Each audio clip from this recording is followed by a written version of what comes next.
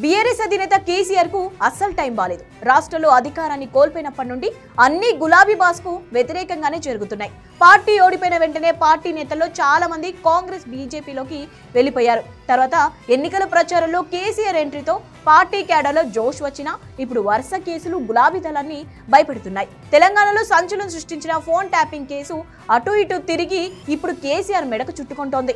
ఈ కేసులో king pin గా ఉన్న తిరుపతన్న పోలీసులకు ఇచ్చిన వాగ్మూలంలో కీలక విషయాలు వెల్లడించారు.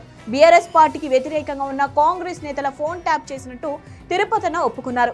కాంగ్రెస్ బీజేపీలకు ఎలక్షన్ ఫండ్ చేరకుండా ట్యాపింగ్ ద్వారా అడ్డుకున్నట్టు చెప్పారు. రేవంత్ రెడ్డి, పొంగులేటి, ఉత్తమ్ కుమార్ రెడ్డి, కోమటిరెడ్డి రాజగోపాల్, వివేలకు సంబంధించిన చాలా డబ్బు సీజ్ చేయడంలో ట్యాపింగ్ కీలక పాత్ర పోషించినట్టు చెప్పారు. దీంతో ఇప్పుడు అందరి ఫోకస్ కేసీఆర్ మీదకు వెళ్ళింది. ఇదిలా ఉండగానే ఢిల్లీ లిక్కర్ స్కామ్ లో కూడా కేసీఆర్ పాత్రను ప్రస్తావించింది ఈడీ. కవిత బెయిల్ కు సంబంధించి ఢిల్లీ హైకోర్టులో వాదనల సందర్భంగా సంచలన విషయాలు వెల్లడించింది ఈడీ.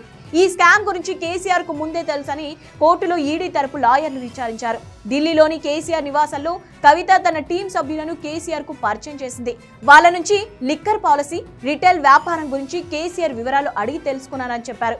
ఈ కేసుకు సంబంధించి గోపీ కుమార్ అని ఇచ్చిన వాగ్మూలంలో ఈ విషయాలని రికార్డ్ చేశామని చెప్పి బాంబు పేల్చారు. దీంతో ఇంతకాలం కేసీఆర్ కు సంబంధం లేదనుకున్న కేసు కూడా ఇప్పుడు కేసీఆర్ మెడకు చుట్టుకుంటోంది. ఒక పక్క పార్టీ పరిస్థితి రోజు రోజుకు దిగజారుతుంటే ఇప్పుడు వరుసగా వచ్చి పడుతున్న కేసుల్లో బీఆర్ఎస్ లో కొత్త భయాన్ని క్రియేట్ చేస్తున్నాయి. ఈ కేసుల వ్యవహారం కేసీఆర్ ను ఎక్కడికి తీసుకెళ్తుందో అనే అనుమానాలు గులాబీ శ్రేణుల్లో కలుగుతున్నాయి. ఇప్పటికే అధికారం కోల్పోయిన కేసీఆర్ ను ఈ వరుస కేసులు ఎలాంటి ఎండుకు తీసుకెళ్తాయో చూడాలి మరి.